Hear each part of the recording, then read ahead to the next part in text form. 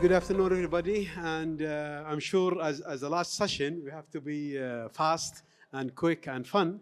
Yeah. And I'm sure everybody is just wrapping their baggage and moving around. So welcome, guys, Mr. Saeed and Mr. Sameh. I'm glad to share this last session. And I'm sure that with this such an extensive experience, we can add a lot of things as a conclusion comment to this summit.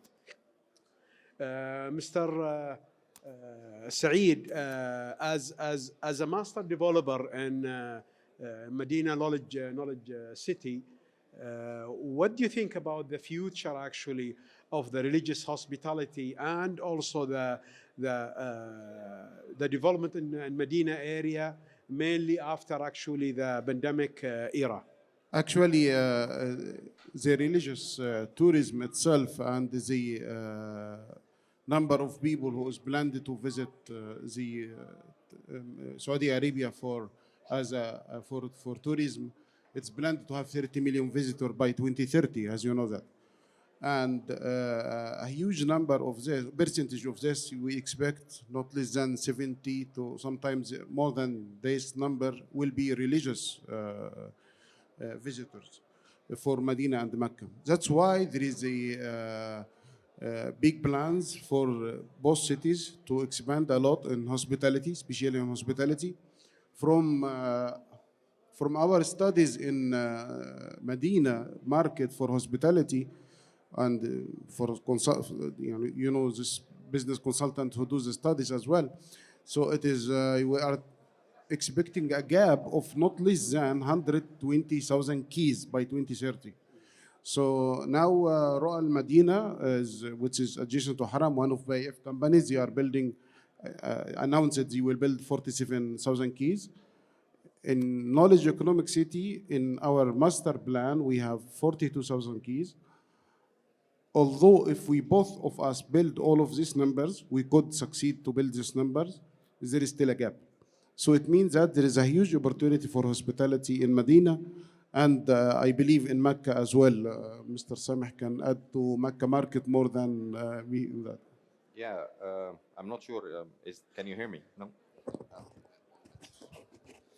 So as Saeed said, I mean the hospitality market in the religious areas within the kingdom is actually, as I said yesterday, we were taken by surprise how it rebound back from after the pandemic and all the precautionary measures which were taken in Mecca. And now also we in our company, what we have done is that we have done an organic expansion to Mecca from the central region, which is around Al-Haram. And we started developing a community away from Al-Haram. Yes, it's next to Hajj area and Masha'ar, but I mean, it's still away from Al-Haram. And encourage all other developers to come and develop this area there. We have more than 3,000 rooms in Mecca, and there is another 2,400 rooms yet to come. So we are anticipating with the vision that the number of Hajj pilgrims is going to increase. So that's why we need to be ready at that time. Also, there is a huge focus now on enhancing the Hajj experience. Instead of having like a certain number of Hajj within one room or something, no, you need to increase the area, you need to give them some luxury, you need to give them some space so that they can move, not only just doing Hajj and going back home. They need to experience Mecca. Mecca has a lot of areas which is historical, which has a history, which has a story to tell. And I think that should be part of the Hajj, I'll call it like for the Hajj experience. When you go back, sorry, yeah, go ahead. I'd love to add to this concern as well. For Knowledge Economic City as well, we are realizing this as well. We are trying to get the people out of the idea that I have to stay direct to Haram, direct to the mosque, so I can walk 2-3 steps to the mosque. Because this will never happen with the huge expansion of numbers. You need to expand more and more. And in addition to that, to avoid this crowdness and the crowd management problems that we face from time to time, we have to have some communities for the people who visit, but like in a community, like what Mr. Sameh mentioned in Mecca. In Medina, we are doing the same. Our development is 10 minutes by car or less than 10 minutes by car, direct route to Haram. So we are developing an area now, as example, which is called Islamic World District. Islamic World District, it is accommodate about 14,000 keys, but in a well master planned area, mid rise, not high rise, with open spaces, festivals, Islamic festivals, having all of the cultural knowledge of different all Islamic style.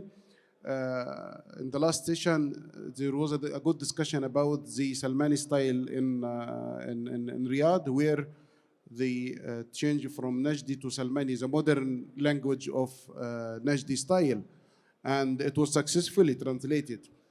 In Islamic World District, we are doing the same. So we create identity for the city, but in a modern way. So we transfer the Islamic, Madini Islamic architecture language to a modern language as well, reflecting the Medina in such developments as well. Of course, the main challenge we face it as a real estate developer, that's how to reflect the new, actually, what you can call it, lifestyle of the people. Yani, for example, we witness in Riyadh here, as a real estate developer in Raseel, that the shopping mall is not to become a shopping place. It's more than enjoyment, F&B, and relaxing. We had such experience in our latest mall in Riyadh Park, where actually 65% of the GLA, actually it's doubling the standard, is F&B. Most of the people go to the mall not to do a shopping, because the online is killing that one, but they are going actually to experience, to meet, socialize, and also find a quiet and luxury place to eat. What about actually AlRajhi investment? Because I know them, they are a land banker and they are one of the largest actually private investor in Saudi Arabia. How they reflect such thing in their project, mainly in Mecca and Medina. As you know now, as Sameh said, that's in the government or the Ministry of Hajj actually creating a special program really to talk about the experience of the pilgrims and experience of the visitor if they go to Medina, and how we can actually really reflect that and try to enrich such experience. Well, we have in Mecca like a 60,000 square meter of retail area, and it's designed indoor and outdoor, so you can have both experience. In Mecca, the weather in winter is amazing, is very nice, so we encourage people to go outside. We have a very nice landscape area with fountains, and we do these days we are doing a lot of events actually. With the help of Mecca municipality, to encourage people to use the space around AlRajhi Mosque, if you are aware of this area. Not only that, we are trying also to tackle other areas in Saudi Arabia, where we are doing now a lifestyle plaza in Breda, in Al Faiziyah. We are also doing some strip malls in Jeddah. So, I mean, the weather in Saudi Arabia is actually blessed. So we need to use that instead of having an indoor spaces and just stay all our life indoor. We need to also experience the outdoor area. And I think Medina also is having the same kind of, especially with Al-Ola next. Of course, and most of our developments now are considering the outdoor more than indoor. We are building one of the biggest hub. It is the biggest hub in the Western province now. And it is a hub by all means of hub. It has a boulevard of 400 meters length, and with a 40,000 square meter open space as a park, with water features as well, heritage village, square, hotel, hospitality, and branded residence in the same place, all of with 72,000 leasable area. And this is something will change the style of retail and the development in Medina, especially. I have one question. I need to get your experience, Dr. Ahmed, in retail business.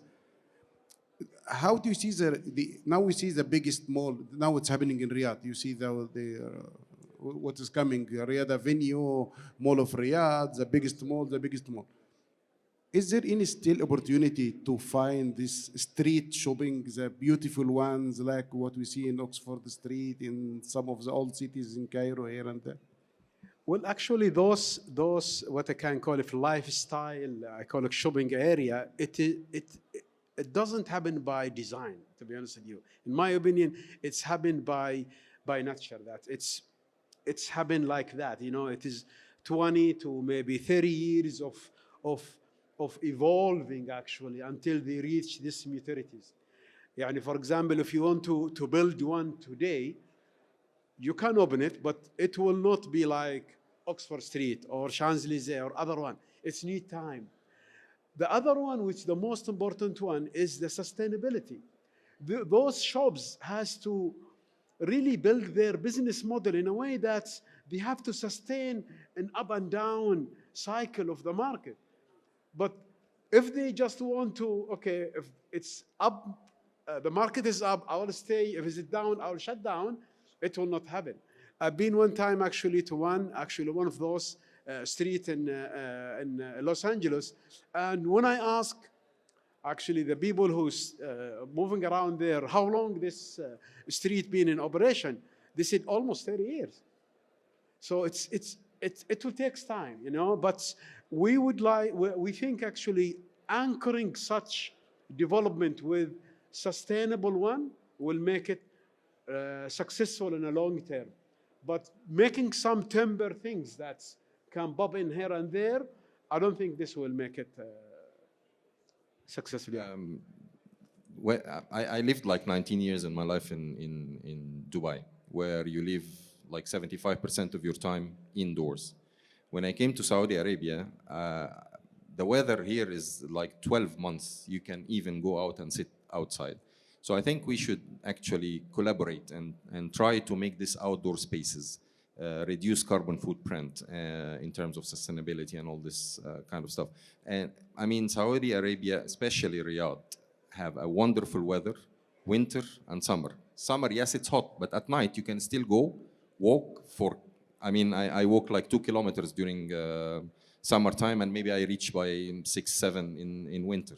So, and I like the idea of having the outdoor shops in like the strip malls, the lifestyle plaza, which is in. So I think that has to happen here, similar to Egypt in downtown, or though Egypt is going now towards the indoor malls as well. But I hope that we encourage ourselves to have an outdoor spaces more. There is additional, what I can call it, aspect, which the stability of what I call it actually commercial axis of the city. And for example, in Riyadh, 4 years ago, it was Al-Wazir Street, and then Al-Thalatheen Street, and then Al-Tahliya Street, and then King Abdullah Street, and then Fahad, and then. So what? We have to fix one and stick with it and make it. I had such a nice discussion with the previous mayor of Riyadh, Prince Dr. Abdulaziz bin Ayyaf. He's an architect and planner. And I told him, Dr. Abdulaziz, why you are not fixing those boulevard, I can call it, of the city for good? Because I did actually a quick studies, and I discover every 10 to 15 years, we have a new boulevard in Riyadh, believe it or not. This will not make any development or any investment sustainable. And for example, you know how much it's been spent on the 13th Street of Al-Sulaimaniyah? Believe it or not, there was actually an anchor, Gazzaz. It's a big anchor like Fitehi and other. Now, nothing happened there. everybody's moving toward Boulevard. So it's this almost is dead. a planning issue also. We have actually to pay attention to it. Yeah. Another topic I need to jump to the about the hospitality requirement. With this huge number of hospitality requirements, one of the construction methodology and also with the shortage of the highly qualified number of contractors in that we face now due to this mega projects running here and there. So we as a developers, and I'm sure all of the developers are facing this problem that having there is a shortage of qualified contractors to do the job. So the construction technology is being advanced in that. And I believe in the hospitality, there is a trend is moving now about the modular building, and especially in hospitality. We are working on this for that project, Islamic Wallet District, because you can't develop all of this number of keys easily within a short period. And I believe Royal Medina is doing the same. Some of the developers already started to do the same in Sira, as I understand. Misk, they are doing one hotel. Neom and Red Seas, they are doing, now it's still for the housing of the staff, but the technology started to be there, well studied by the BIF companies. And I'm sure we will shortly see some factories for that. It give quality because it is factory standard. And in the same time, it is ease of construction and the quick of construction. This is actually one of the major challenge most of the real estate developer faces, but there is another challenge I would like just to ask you guys, because I'm sure you are approaching this stage, but of course AlRajhi Investments is already approaching in Mecca about actually the tenant mix and the leasing and attracting the international brand. And I can witness that what's happening in Jabal Umar. They face such dilemma that when they actually attract those international brand, they shut down after less than 1 year. And now they just actually fill it with anybody to come. But I don't know what's your experience in Mecca, mainly Mecca project that Hilal. Well, at the moment, we are actually feeling the place very well. There are certain difficulties, of course, we are facing. However, we managed to get an international brand. It's about the business model you are going to do with them. This rent business model, you come and rent and you do whatever is not. It's more of a partnership at the moment, where you can do a revenue share, or you can actually give a huge grace period. So you need to put some points of attraction to bring your people and the international brand to open there. And you need also to show them, like, for instance, in our Tilal village in Mecca, we have 3,000 room already there. So the vendor or the one who's going to rent, he has already demand. There is a demand. Plus we have also 92 residential building right behind the property. So that's all create a huge demand. That's why we are trying, and we go again with the, as I said, the business models which we create, like revenue share, or we give like a 6 months grace period, 8 months grace period, this type of things where but I would like to go to Saeed point about the contractor. Yes, there is a huge deficiency in the high quality contractor. So what we do actually sometimes is we are forced to go into construction management. So the huge building you are having, you start cutting it into pieces and give every piece to one of the contractors, but that need a lot of supervision because and create and coordination and many things. So I hope that by time, and since now we are moving to a bigger vision, the contractors has to work on themselves and actually enhance their quality a lot. Now, we have 9 minutes left. What do you think about the most important phase of any real estate development is the operation, facility management, and maintenance, and all of that to maintain this asset to the high quality? Because if I compare it actually with some of the mega projects, for example, in Dubai, that's nice. That's nice. Good. Yeah. How do you think that's actually talking about facility management, talking about operation, talking about maintaining the assets, because this is the real value of the project, and in addition to that will really make the building actually live, and the user actually enjoying the space. Another one, Mr. Yeah, Saeed. I agree with you, Dr. Ahmed. As we see now, yani, all of us, we were facing from the facility management quality in the kingdom for the long time. It started to be enhanced. There is some companies started to appear in the market and change this image a little bit. But still, we are not up to the level that we should be, especially with this landmark developments being developed by either by developers or the BIF as well. During the coming 5 years, all of the projects that's already started, we will have a lot in the market that need facility management. So one of the important subject in the development cycle for the master developer or any developer is to look to your FM strategy. This is something most of the developers, they miss it. So you should start while you are making your business plan, you do your facility management strategy with a specialized consultant, with a specialized FM company who have the experience in what you are building. And you build this strategy, this will ensure that when you hand over the project to the operation, it will be well operated, well managed. This is something very important to be started early. Unfortunately, I see from what I see from my experience in the kingdom, it's not started early, unless for some of the developers only. And I believe in the malls business, this is something vital, and it is, most of the big malls are suffering from that now. Mr. Sameh? Definitely, as Said said, facility management starts from the time when we start the design. If you design correctly, with the right specification, to the right place you are building your building in, and knowing what are the calibers which they're going to handle your facility management later on, that helps a lot. Now, facility management and PMO is under my supervision.